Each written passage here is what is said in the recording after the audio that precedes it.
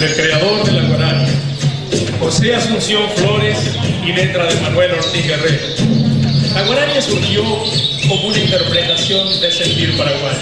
En 1944, la canción India, cuya letra inicial escribió Rigoberto Fontao Mesa, luego, por la definitiva de Ortiz Guerrero, fue declarada canción nacional por decreto del gobierno paraguayo.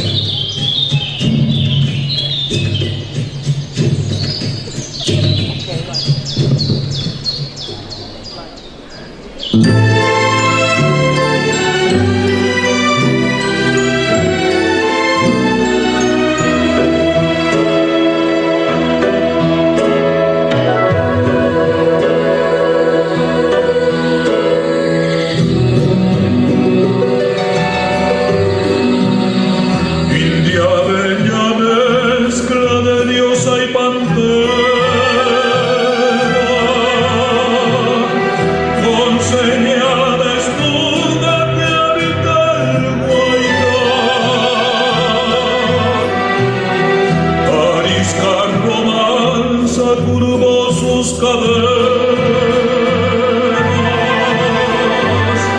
copiando un retrato de azul Paraná.